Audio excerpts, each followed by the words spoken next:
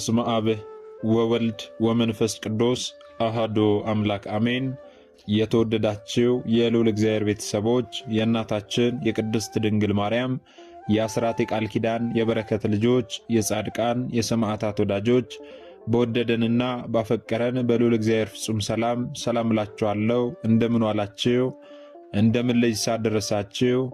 አሜን። እንደ ኃጢአታችንና እንደ በደላችን ብዛት ሳይሆን እንደ ምሕረትና እንደ ቸርነቱ ተመልክቶ እስከ ሰዓት ያደረሰን የአባቶቻችን አምላክ ልዑል እግዚአብሔር ስሙ የተመሰገነ ይሁንልን። እርሱን ጠርተን እርሷን የማንተዋት ንጽሕተ ንጹሐን ቅድስተ ቅዱሳን ቅድስት እናታችን ድንግል ማርያም ዘላለማዊ ስሟ የተመሰገነ ይሁንልን። እንግዲህ እንደ እግዚአብሔር አምላካችን መልካምና በጎ ፍቃድ ዛሬ የምንማማረው ሚያዝያ 23 ቀን የልዳው ኮከብ የሊቀ ሰማዕታት የቅዱስ ጊዮርጊስ ዓመታዊ ክብረ በዓል በታላቅ ድምቀት ይከበራል። ይህንን ክብረ በዓል ስለምንድን ነው የምናከብረው? በዚህ ዕለት ምን የተደረገበት ዕለት ስለሆነን የሚለውን እንደ እግዚአብሔር አምላካችን መልካምና በጎ ፍቃድ ዛሬ አጠር አድርገን እንማማራለን። እንግዲህ የሚያስተምረን እግዚአብሔር ነው፣ የሚመክረን እግዚአብሔር ነው፣ የሚገስጸን እግዚአብሔር ነው። እርሱ በመካከላችን ተገኝቶ የጎደለውን አሟልቶ የተጣመመውን አቃንቶ በአፈ መልአክ ታርሞ ያስተምረን ይመክረን ይገስጸን ዘንድ የእርሱ መልካምና በጎ ፍቃዱ ይሁንልን። የእናታችን የንጽሕተ ንጹሐን የቅድስተ ቅዱሳን የቅድስት እናታችን የድንግል ማርያም ምልጃ ተረዳይነቷ በረከቷ ሁሉ በሁላችን ላይ ይደርብን። እንግዲህ ወደ ዛሬ ትምህርታችን ስንገባ ታዲያ ሚያዝያ 23 ቀን የልዳው ኮከብ የሊቀ ሰማዕታት የቅዱስ ጊዮርጊስ ዓመታዊ ክብረ በዓል በታላቅ ድምቀት ይከበራል ብለናል።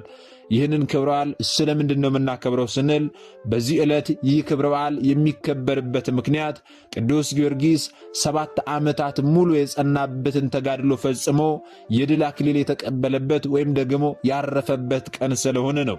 ወይም ደግሞ የልዳው ኮከብ ሊቀ ሰማዕታት ቅዱስ ጊዮርጊስ ለ7 ዓመታት ሙሉ እንዲህ ነው ተብሎ ለመናገር እንኳን የሚከብድ ታላላቅ መከራዎችን ወይም ደግሞ ስቃዮችን ከተቀበለ በኋላ ያን ሁሉ መከራ በድል ፈጽሞ አጠናቆ የድል አክሊልን የተቀበለበት ወይም ደግሞ ያረፈበት ዕለት ስለሆነ ነው። ታዲያ የልዳው ኮከብ ሊቀ ሰማዕታት ቅዱስ ጊዮርጊስ ያረፈበት ዕለት ስለሆነ ነው ብለን ብቻ ማለፍ ሳይሆን ቅዱስ ጊዮርጊስ ማን ነው? ምን አይነት ተጋድሎን ተጋደለ የሚለው ልናውቅ ያስፈልጋልና በዓለ ዕረፍቱስ እንደምንድን ነው የሚለውን እንድናውቅ አጠር አድርገን እንማማራለን ማለት ነው። እንግዲህ ሊቀ ሰማዕታት ቅዱስ ጊዮርጊስ ሀገሩ ፍልስጤም ልዩ ስሟ ልዳ የምትባል ቦታ ላይ ነው የተወለደው። በ277 ዓመተ ምህረት ጥር 21 ቀን ነው። ቅዱስ ጊዮርጊስ ማለት ምን ማለት ነው ስንል ቅዱስ ማለት የተለየ የተመረጠ ልዩ ማለት ነው። ጊዮርጊስ ማለት ደግሞ ኮከበ ብሩህ ሐረገ ወይን ፀሐይ ማለት ነው። ታዲያ እናትና አባቱ ማን ናቸው ስንል አባቱ ዞሮንቶስ ወይም ደግሞ አንስጣቴዎስ ይባላል። እርሱም ታዲያ የልዳ መኳንንት ሆኖ ተሽሞ ይኖር የነበረ ታላቅ ሰው ነው። እናቱ ደግሞ ቴዎብስታ ወይም ደግሞ አቅሌሲያ ትባላለች። እርሷም ደግሞ ደግ ክርስቲያን ነበረች። ፈሪሃ እግዚአብሔር በውስጥ ያደረ በጾም በጸሎት በምጽዋት ትኖር የነበረች ደግ ክርስቲያን ናት። ታዲያ ይህች እናታችን ከቅዱስ ጊዮርጊስ ሌላ ማርታና እስያ የሚባሉ 2 ሴት ልጆችን ወልዳለች ማለት ነው። ታዲያ ቅዱስ ጊዮርጊስ 10 ዓመት በሆነው ጊዜ አባቱ ዞሮንቶስ ስለሞተ ሌላ ደግ ክርስቲያናዊ መስፍን ወስዶ ሊቀ ሰማዕታት ቅዱስ ጊዮርጊስን አሳደገው። መስፍኑም ታዲያ በጦር ኃይል አሰለጠነው። 20 ዓመትን በሞላው ጊዜ መስፍኑ የ15 ዓመት ቆንጆ ልጅ ነበረችውና እርሷን አግብቶ ሀብቴን ወርሰው ይኑር ብሎ ድግስን ይደግስ ዘንድ ጀመረ። የእርሱን ልጅ ለሊቀ ሰማዕታት ለቅዱስ ጊዮርጊስ ሊድርለት፣ ቅዱስ ጊዮርጊስም ደግሞ ሀብት ንብረቱን ይወርስ ዘንድ ልጁንም ደግሞ ያገባለት ዘንድ ድግስን መደገስ ጀመረ። ታዲያ ጌታችን መድኃኒታችን ኢየሱስ ክርስቶስ ቅዱስ ጊዮርጊስን ለዚህ አላጨውም አልመረጠውምና የመስፍኑን ነፍስ ወሰደ። ቅዱስ ጊዮርጊስም ታዲያ ሐዘኑን ጨርሶ ወደ ቤሩት ሀገር ሄደ። በቤሩት ሀገር ሲሄድ ታዲያ ምን አደረገ ስንል በቤሩት ደራጎንን ያመልኩትና ሴት ልጆቻቸውን ይገብሩለት ስለነበረ ሰማዕቱ ቅዱስ ጊዮርጊስ ደራጎኑን በኃይለ መስቀል ድል ነስቶት ሕዝቡን ወደ አምልኮተ እግዚአብሔር አስገብቷቸዋል። ለዚያ ለደራጎን ሴት ልጆቻቸውን ይገብሩለት ነበረ። ሊቀ ሰማዕታት ቅዱስ ጊዮርጊስ ታዲያ ያንን በቤሩት የነበረውን ድራጎንን በኃይለ መስቀል ድል ነስቶ ሕዝቡን ደግሞ ወደ አምልኮት እግዚአብሔር አስገብቷቸዋል፣ መልሷቸዋል ማለት ነው። ይህንን ካደረገ በኋላ ቅዱስ ጊዮርጊስ ወደ ፋርስ ሀገር ቢመለስ ዱድያኖስ 70 ነገሥታትን ሰብስቦ 70 ጣዖታትን አቁሞ ሲሰግድና ሲያሰግድ አገኘው። በዚህ ጊዜ ታዲያ በአባቱ ምትክ ተሹሞ የነበረው ሊቀ ሰማዕታት ቅዱስ ጊዮርጊስ ስልጣኑ ሳያሳሳው የዚች ምድር አላፊ ጠፊ የሆነው ነገር ሁሉ ሳያሳሳው እነዚያ 70 ነገሥታት ተሰብስበው 70 ጣዖታትን አቁመው ሕዝቡን ሲሰግዱ ቢያገኛቸው እርሱ ታዲያ ለሃይማኖቱ ቀናኢ ነውና ከቤተ መንግሥቱ ገብቶ በከሃዲያኑ በ70 ነገሥታት ፊት ክርስቲያን መሆኑን መሰከረ። ስለ ጌታ አምላክነት መሰከረ። ወገኖች ያስተውሉ። በአንድ ንጉሥ ፊት አይደለም፣ በ7 ንጉሥ ፊት አይደለም፣ በ70 ነገሥታት ፊት ቆሞ ስለ ጌታ አምላክነት መሰከረ። ክርስቲያን መሆኑን በይፋ መሰከረ። በዚህ ጊዜ ታዲያ ዱድያኖስ እንዲህ አለ። ማንነቱን ከተረዳ በኋላ እንዲህ አለው፣ ይሸነግለው ዘንድ ጀመረ። አንተማ እኛ ነህ፣ በ10 አህጉር ላይ ሾመሃለሁ፣ የኔን አጵሎንን አምልክ አለው። ቅዱስ ጊዮርጊስ ታዲያ ሹመት ሽልማት ላንተ ይሁን፣ እኔ አምላኬ ኢየሱስ ክርስቶስን አልክደውም። ያንተ ሹመት ሽልማት አላፊ ጠፊ ነው። እንኳን ያንተ ሹመት ሽልማት ቀርቶ አንተም ይቺ ምድርም አላፊ ጠፊ ናት። እኔ ግን ሰማይና ምድርን የፈጠረውን ዓለምንም የሚያሳልፈውን ኢየሱስ ክርስቶስን አምላኬን አልክድም አለ። በዚህ ጊዜ ዱድያኖስ እጅጉኑ ተበሳጨ፣ ተቆጣ። አሰቃቂ መከራዎችንም ያደርስበት ዘንድ ጀመረ። ወገኖቼ ለ7 ቀን አይደለም፣ ለ7 ወር አይደለም፣ ለ7 ዓመታት ሙሉ የልዳው ኮከብ ሊቀ ሰማዕታት ቅዱስ ጊዮርጊስ እንዲህ ተብሎ የማይነገር ከህሊና በላይ የሆነ የሰው አንደበት ዘርዝሮ የማይጨርሰው መከራ ስቃዮችን ተቀበለ። ወገኖቼ ቅዱስ ጊዮርጊስ ግን ጌታችንን እንዲህ ይል ነበር ያን ሁሉ መከራ ስቃይ ሲቀበል፣ ይህንን ከሃዲ እስከማሳፍረው ድረስ ጌታ ሆይ ነፍሴን አትውሰዳት በማለት መከራውን ይታገዝ ዘንድ ጌታችን መድኃኒታችን ኢየሱስ ክርስቶስን ይለምነው ነበረ። እግዚአብሔር አምላክም ታዲያ ጸሎቱን ሰምቶ ፈቃዱን ይፈጽምለት ዘንድ ብዙ በመከራው ሁሉ ጽናትን ሰጥቶታል። 3 ጊዜም ከሞት አስነስቶታል። ቅዱስ ጊዮርጊስም የደረሱበት እጅግ አሰቃቂ መከራዎች የሰው ሕሊና ሊያስባቸው እንኳን የማይቻላቸው ናቸው። ወገኖቼ የ7 ዓመታት ስቃይን ተናግሮ ዘርዝሮ መጨረስ አይቻልም። መገረፉን፣ መመታቱን፣ መሰደቡን፣ መንገላታቱን ተዉት። ምክንያቱም ይህ የዕለት ተዕለት ተግባር ስለነበረ እነዚህን መከራዎች እየተቀበለ ሳለ ዋና ዋና የሆኑ ግን እጅግ አሰቃቂ የሚባሉ መከራዎች አሉ። ለመማማሪያ ያህል እነርሱን እናነሳለን እንጂ ወገኖቼ የ7 ዓመታት የስቃይ ዘመናትን የስቃይ ሁኔታዎችን በምን አንደበታችን ዘርዝረን እንጨርሰው የሆነ ወገኖቼ? ለመናገር እንኳን የሚሰቀጥጡ ናቸው። ቅዱስ ጊዮርጊስ ላይ የደረሱት መከራዎች ጥቂቶቹን ለመማማር ያህል ዋና ዋናዎቹን ስናነሳ በመጀመሪያ ዱድያኖስ እንዲህ አደረገ። በእንጨት ላይ ካሰቀለው በኋላ ሥጋውን በመቃን አስፈተተው። ረጅም ችንካሮች ያሉበት የብረት ጫማ ጫምቶት ሂድ አለው። ወገኖቼ እኔና እናንተ ዛሬ በባዶ እግራችን ስንሄድ ምን ያህል ነው ሕመም የሚሰማን? ሊቀ ሰማዕታት ቅዱስ ጊዮርጊስ ግን የብረት ችንካር የተሸነከሩበት ጫማ እንዲህ ጫማ አድርገውታል። እዚያ ከብረት ችንካር በተሠራው ጫማ ላይ ሲቆም እግሮቹ ተበሳሰው ደሙ እንደ ውሃ ይፈስ ነበረ። በእንዲህ አይነት ጫማ እንዲሄድ አደረገው። ጌታችን መድኃኒታችን ኢየሱስ ክርስቶስ ደግሞ ቅዱስ ሚካኤል ልኮለት ፈወሰው። ወገኖቼ በእውነት ክብር ለአምላካችን ይሆን። ዱድያኖስ ያሰቃየው መከራ ቢያጸናበትም ቢያሳምመውም እንኳን እግዚአብሔር አምላካችን ግን ይፈውሰው ነበረ። ዳግመኛም ደግሞ አሁንም እንዲህ አደረገ። በ7 ችንካሮች አስቸንክሮ በእሳት አስተኩሶ አናቱን በመዶሻ አስቀጥቅጦ በሆዱ ላይ የድንጋይ ምሰሶ አሳስሮ እንዲያንከባልሉት በመሬት ላይ እንዲጎትቱት አደረገ። ሥጋውንም በመጋዝ አስተልትሎ ጨው ነሰነሰበት። ሥጋውም ተቆራርጦ መሬት ላይ ወደቀ። ጌታችን መድኃኒታችን ኢየሱስ ክርስቶስ በመንፈቀ ሌሊት በእጁ ዳሰሰውና ፈወሰው። ከዚህ በኋላ እንዲህ አለው፣ ገና 6 ዓመት ለስሜ ትጋደላለህ፣ 3 ጊዜ ትሞታለህ፣ በአራተኛው ታርፋለህ ካለው በኋላ በመከራ ሁሉ ከእርሱ እንደማይለይ ነግሮት ከእርሱ ተሰወረ። ወገኖች ያስተውሉ። ቅዱስ ጊዮርጊስ በዛ ሁሉ መከራ ውስጥ በዛ ሁሉ ስቃይ ውስጥ እግዚአብሔር አምላክ ያድነው ስለነበረ ያንን ተአምራት እያዩ ደግሞ ብዙ ሰዎች ካለማመን ወደ ማመን መጥተዋል። ብዙ ሰዎች በክርስቶስ አምላክነት አምነዋል። ወገኖቼ ታዲያ ዱዲያኖስ ቅዱስ ጊዮርጊስን ከዚያ ካደረሰበት አሰቃቂ መከራዎች ሁሉ ድኖ ፍጹም ጤነኛ መሆኑን በተመለከተ ጊዜ እጅጉኑ ደነገጠ። ማሸነፍ እንደማይችል ታወቀው።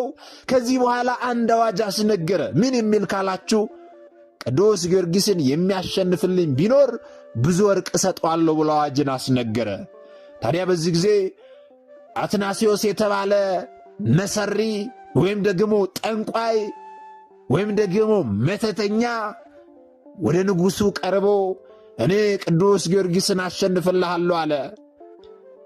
ዱዲያኖስም ታዲያ እንዴት ልታሸንፍልኝ ትችላለህ? ማረጋገጫ ምንድነው? ምልክት አሳየኝ አለው።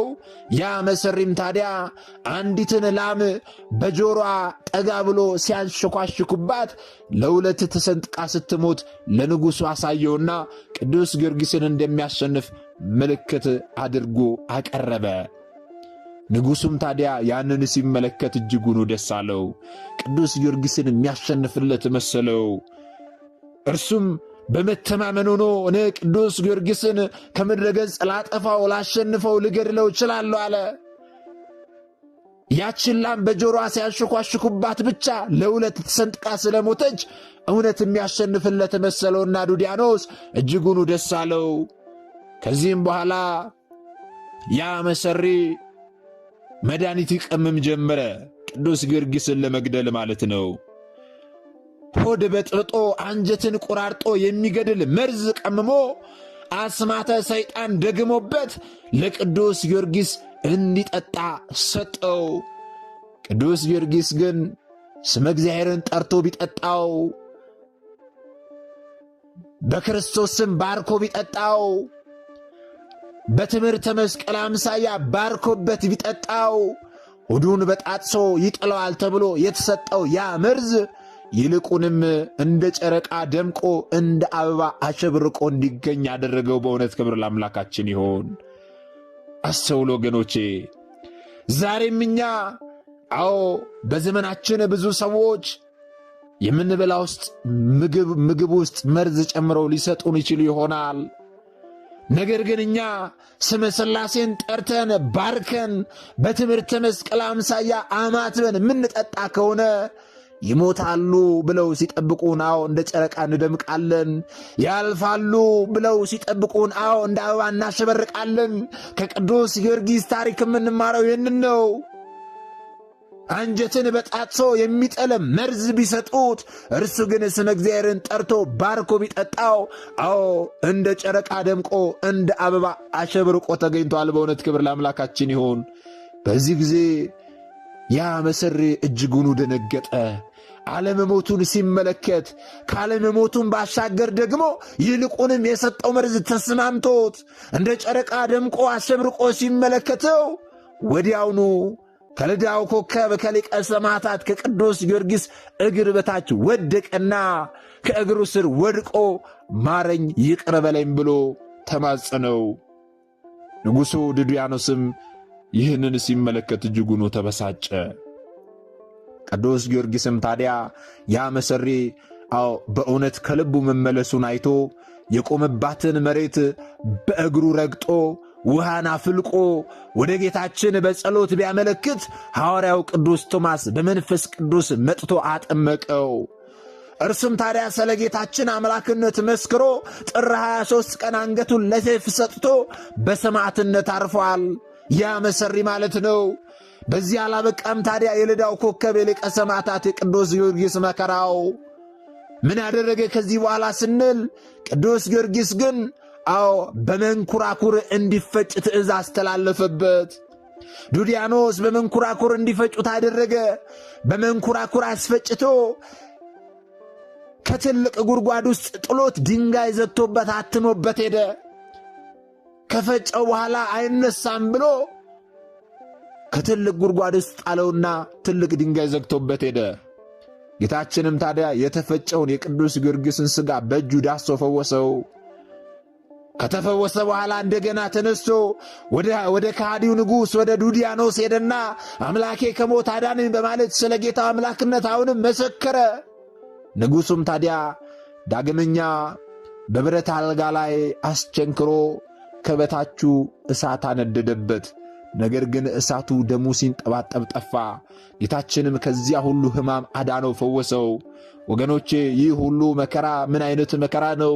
ይህ ሁሉ ትዕግስትና ጽናት ምን አይነት ትዕግስት ነው? ወገኖቼ ከቅዱስ ጊዮርጊስ የምንማረው ትልቅ ጽናትን ነው። ወገኖቼ ዛሬኛ ትንሽ እንቅፋት ሲመታን እንኳን ስንቶቻችን እናማርራለን? ዛሬ ስንቶቻችን ትንሽ መከራ ሲገጥመን ክርስቶስን እናማርራለን? ምን ነው ጌታ ሆይ ምን ባልፈጠርከኝ እያለን ምናማርር ስንቶቻችንን? ቅዱስ ጊዮርጊስ ግን ለ7 ዓመታት ሙሉ እንዲህ አይነት መከራ ሲሰቃይ ነበረ። ወገኖች ያስተውሉ። እስቲ በሱ ቦታ ሆናችሁ አስተውሉ። በብረት አልጋ ላይ ተኝታችሁ ከበታቻችሁ እሳት ሲነድባችሁ፣ ደማችሁ እንደ ውሃ ሲንጠባጠብ፣ ደማችሁ እሳቱን እስከሚያጠፋው ድረስ ስትደሙ አስቡት ወገኖቼ። አይደለም ያንን ተዉና ጣታችሁን እንኳን እሾህ ሲወጋችሁ ምን ያህል ነው የምትንገበገቡት? ቁስል ያለበት ሕመም ያለበት ሰው ይህንን በደንብ ይረዳዋል። ቅዱስ ጊዮርጊስ እነዚህን ሁሉ መከራዎች በጽናት አለፈ። ጌታችንም ፈወሰው። ከዚህ በኋላ ዱዲያኖስ ቅዱስ ጊዮርጊስን አንድ ነገር ጠየቀው። ኢየሱስ አምላክ መሆኑን አሳየኝ ብሎ ጠየቀው። ኢየሱስ አምላክ መሆኑን አሳየኝ ብሎ ሲጠይቀው የልዳው ኮከብ ሊቀ ሰማዕታት ቅዱስ ጊዮርጊስ የለመለሙትን ዕፅ አድርቆ የደረቁትን ደግሞ አለምልሞ ከሞቱ 430 ዓመት የሆናቸውን ሙታንን አስነስቶ አሳይቶታል። አዎ በክርስቶስ ስም ይህንን አድርጎ አሳየው። ነገር ግን ዱዲያኖስ ይህንን ተመልክቶ ማመን ሲገባው እርሱ ግን ልቡ ክፉ ነውና ከማመን ፈንታ ይልቅ በረሃብና በጥም ይሙት ብሎ ምንም ከሌላት አንዲት መበለት ሴት ቤት አሰረው። እርሷም ታዲያ የሚላስ የሚቀመስ ወደ ቤቷ ገብታ ስትፈልግ ሳለ ቤቷ በእህል ተተረፍርፎ አገኘችው። በዚህም እጅጉኑ ደስ አላት። የታሰረበትንም ግንድ ወይም ደግሞ የቤቱን ምሰሶ እጅጉኑ አለመለመው። ልጇም ደግሞ ጆሮ የማይሰማ ነበርና ያንን ጆሮ የማይሰማውን ሕፃን ልጅ ፈወሰላት። መበለቲቷንም ከነልጆቿ አጥምቋቸው መልአኩ ቅዱስ ሚካኤል ከእስራቱ ፈቶት አሁንም ተመለሰ። በረሃብ በጥም ይሙት ብሎ በዚያ ቢያስረው ቅዱስ ሚካኤል ከታሰረበት እስራቱ ፈቶት አሁንም ወደ ንጉሡ ተመለሰ። ወደ ንጉሡ ተመልሶ አሁንም ጌታዬ አዳነኝ አለ። በዚህ ጊዜ ንጉሡ አሁንም ሌላ ስቃይን ማሰብ ጀመረ። ምክንያቱም ምንም ቢያደርግ ሊቀ ሰማዕታት ቅዱስ ጊዮርጊስን ሊያሸንፈው አልቻለም። ወገኖቼ ልታስተውሉ የሚገባው ነገር ግን ቅዱስ ጊዮርጊስ መከራ ስቃዮችን ሲቀበል ሲሞት ከዚያ ደግሞ መልሶ ሲድን ጌታችን ሲፈውሰው እንዲህ አይነት ታላላቅ ተአምራት ሲደረጉ ስለነበረ ብዙ ሰዎች በሊቀ ሰማዕታት በቅዱስ ጊዮርጊስ አምላክ አምነው ካለማመን ወደ ማመን ይመጡ ነበረ። በቅዱስ ጊዮርጊስ ተጋድሎ ብዙዎች ካለማመን ወደ ማመን ይመጡ ነበረ። ገቢረ ተአምራቶቹን እያዩ ብዙዎች ካለማመን ወደ ማመን ይመጡ ነበርና የቅዱስ ጊዮርጊስ ስቃዩ መከራው ለብዙ ሰዎች ለመዳናቸው ምክንያት ሆኗል። ዳግመኛም ታዲያ አሁንም ንጉሡ እንዲህ አደረገ። ጭፍሮቹን ጠራቸውና በመንኩራኩር ፈጭታችሁ አጥንቱን ደብረ ይድራስ ወይም ደግሞ ይድራስ በተባለው ተራራ ላይ ወስዳችሁ ዝሩት ብሎ አዘዛቸው። ወገኖች ያስተውሉ። የሰው ልጅ እንደ ዱቄት ተፈጭቶ እንዲዘራ ትእዛዝ ወጣበት። በመንኩራኩር ፈጩት፣ እንደታዘዙ አደረጉ። ወስደው በተራራ ላይ ረጩት፣ በተኑት። ታዲያ ይህንን ሲያደርጉ ሥጋው ያረፈበት ሳር፣ ቅጠሉ፣ ድንጋዩ፣ እንጨቱ ሁሉ ጊዮርጊስ ቅዱሱ ለእግዚአብሔር፣ ጊዮርጊስ ሰማዕቱ ለእግዚአብሔር እያሉ እግዚአብሔር አምላክን አመስግነዋል። አሁንም ታዲያ ጌታችን ለሶስተኛ ጊዜ ከሞት አስነሳውና ሥጋው ተፈጭቶ ተበትኖ ነበርና ከዚያም ጌታችን አዳነውና ሥጋውን ፈጭተው በተራራው ላይ ሥጋውን በትነውት ወደ ንጉሡ እየተመለሱ ወዳሉት ወታደሮች ከኋላቸው ፈጥኖ ደረሰባቸውና እንዲህ አላቸው፣ ቆዩኝ፣ ጠብቁኝ አላቸው። በዚህ ጊዜ እነዚያ ወታደሮች እጅጉኑ ደነገጡ። በመንኮራኩር ፈጭተውታል። የተፈጨውንም ደግሞ ይድራስ በተባለው ተራራ ላይ በትነውታል። ከኋላቸው ደግሞ መጥቶ ሲከተላቸው እጅጉኑ ደነገጡ። ደንግጠው ይህ እንዴት ሊሆን ቻለ ብለው ሊቀ ሰማዕታት ቅዱስ ጊዮርጊስን ጠየቁት። ቅዱስ ጊዮርጊስ ታዲያ አምላኬ ከሞት አዳነኝ አላቸው። ጭፍሮቹም እጅጉኑ ደንግጠው ከእግሩ ስር ወድቀው ይቅር በለን ማረን ብለው ተማጸኑ። በአምላኩ እንደሚያምኑ መሰከሩለት። ቅዱስ ጊዮርጊስም ከመሬት ላይ ውሃ መንጭቶ በጸሎት ጌታችንን ቢጠይቅ ቅዱስ ዮሐንስ መጥቶ አጥምቋቸዋል። እነርሱም ታዲያ በንጉሳቸው ፊት ቀርበው ወደ ንጉሳቸው ፊት ሄደው ስለ ጌታችን አምላክነት መስክረው በሰማዕትነት አርፈዋል። ወገኖቼ በእውነት ክብር ለአምላካችን ይሁን። አስተውሉ። በቅዱስ ጊዮርጊስ ተጋድሎ የእነዚህ ሰዎች ካለማመን ወደ ማመን መምጣት፣ ካለማመን ወደ ማመን መምጣት ብቻ ሳይሆን ደግሞ በሰማዕትነት ማረፍ ምክንያት ሆኗል ማለት ነው። ታዲያ ንጉሡ ብዙ ስቃዮችን አሰቃይቶት ማሸነፍ ቢያቅተው ቅዱስ ጊዮርጊስን እንዲህ አለው፣ ይሸነግለው ዘንድ ጀመረ። በመንግሥቴ ልሹም ለአጵሎን ስገድ እያለ ቅዱስ ጊዮርጊስን ይሸነግለው ዘንድ ጀመረ። ቅዱስ ጊዮርጊስም ታዲያ ሊያሾፍበት በማሰብ እሺ ሰግዳለሁ አለው።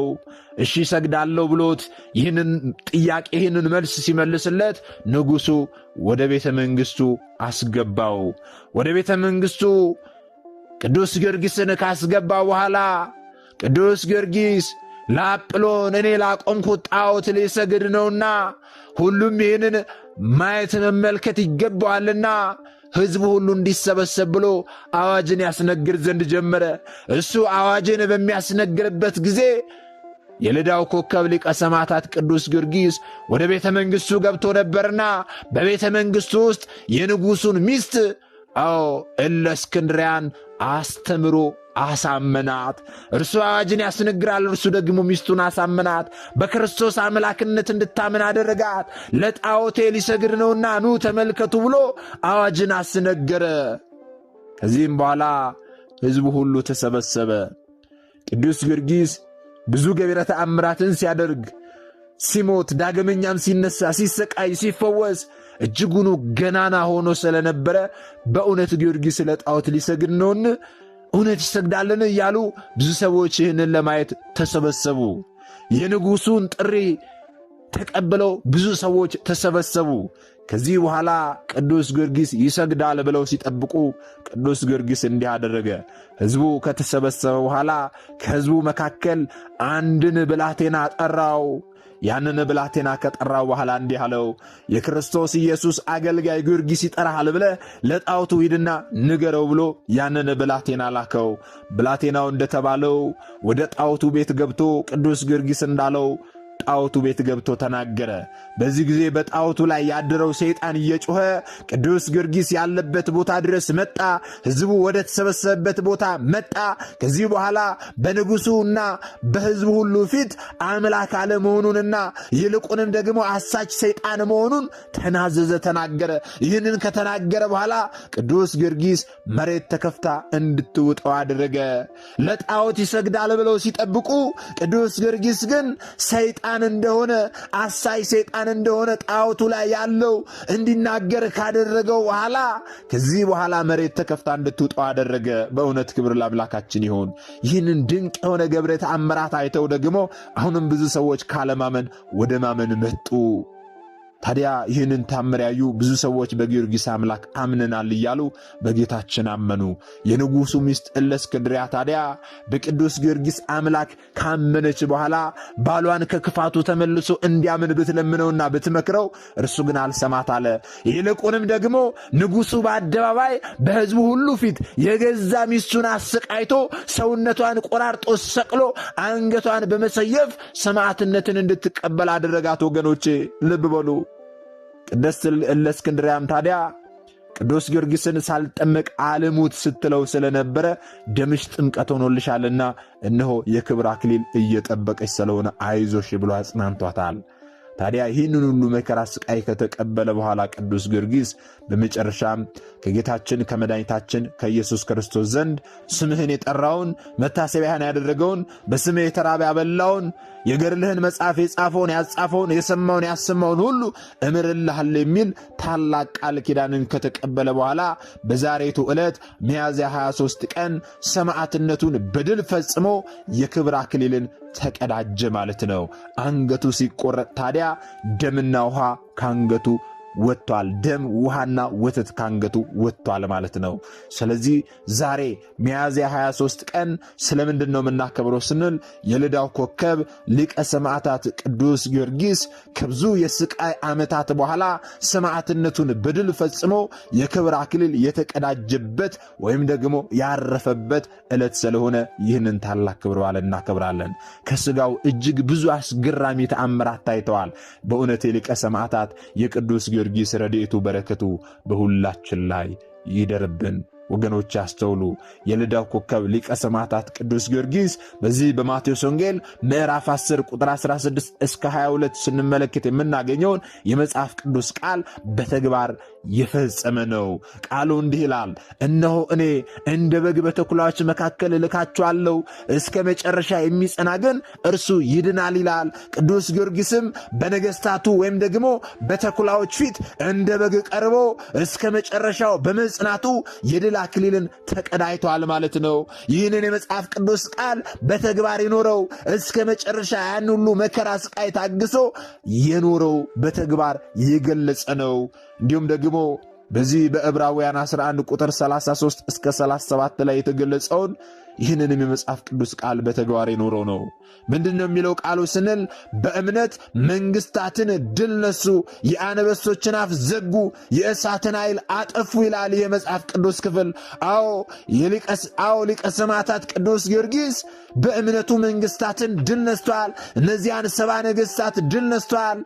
በእምነቱ የእሳትን ኃይል አጥፍቷል። ያን ሁሉ መከራ ስቃይ ተቀብሎ ይህንን የመጽሐፍ ቅዱስ ቃል በተግባር ኖሮታል ማለት ነው።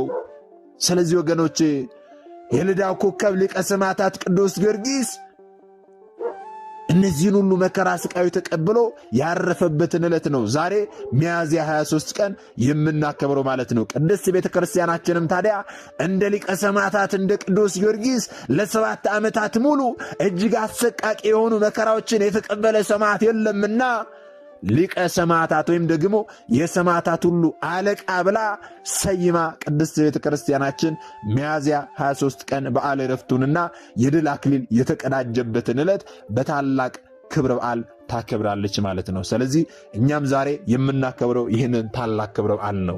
እኛ የሰማነውን የተማርነውን ታዲያ ላልተማሩ ላልሰሙት ወንድሞቻችን ልናሰማ ልናሳውቅ ያስፈልጋል። ምክንያቱም እኛ የተማርነውን አስተምረን እኛ ያውቅነውን አሳውቀን ቢሆን ኖሮ ማንም ሀብተ ወልድና ስመ ክርስትና ሰጥታ ማኅተብ በአንገቱ ላይ ካሰረችበት ከቅድስት ቤተ ክርስቲያን ወጥቶ ወደ ሌሎች ሃይማኖት ተቋማት ባልሄደ ባልገባ ነበረ። ነገር ግን እኛ የተማርነውን ስለማናስተምር ያወቅነውን ስለማናሳውቅ ብዙ እህቶቻችንና ወንድሞቻችን እየሳቱን ያሉትና የሳቱትንም ለመመለስ ያሉትንም ለማጽናት አሁን ላይ የተማርነውን ወደፊትም የምንማረውን የቤተ ክርስቲያናችንን አስተምሮ ልናስተምር ያስፈልጋል ማለት ነው። ይህንን እንድናደርግ ደግሞ እርሱ አምላካችን መድኃኒታችን ኢየሱስ ክርስቶስ ሁላችንንም ይርዳን። የሰማነውንም በዝነ ልቦናችን ያሳድርብን። ምናልባት ደግሞ ዛሬ ገና ወደዚህ መንፈሳዊ ቻናል የመጣችሁ ሰዎች ካላችሁ ከዚህ በፊትም የተማማርነው ከዚህ በኋላ የምንማማረውም መንፈሳዊ አስተምሮች ወደ እናንተ እንዲደርሱ ከፈለጋችሁ ሰብስክራይብ አድርጋችሁ የደውል ምልክቱን መጫን ይኖርባችኋል። ምክንያቱም ይህ ቴክኖሎጂ ያመጣው ስርዓት ነው፣ እኔ ያልኩት አይደለም። ይህንን ካደረጋችሁ ዕለት ዕለት ከዚህ የሚለቀቁ አስተምሮች ወደ እናንተ ይደርሳሉ። ይህንን ካላደረጋችሁ ደግሞ ዛሬ እንዳጋጣሚ ይህንን አስተምሮ ሰምታችሁ ሊሆን ይችላል፣ በቀጣይ ከዚህ የሚለቀቁ አስተምሮች ወደ እናንተ አይደርሱም ማለት ነው። ስለዚህ ወደ እናንተ እንዲደርሱ ከፈለጋችሁ ሰብስክራይብ አድርጋችሁ የደውል ምልክቱን መጫን ይኖርባችኋል ማለት ነው። እግዚአብሔር አምላካችን እስካሁን ሐሳብ ጠብቆ ያስተማረን የመከረን የገሰጸን የአባቶቻችን አምላክ ልዑል እግዚአብሔር ስሙ የተመሰገነ ይሁንልን። ወስብሐት ለእግዚአብሔር ወለወላዲቱ ድንግል ወለመስቀሉ ክቡር። ይቆየን።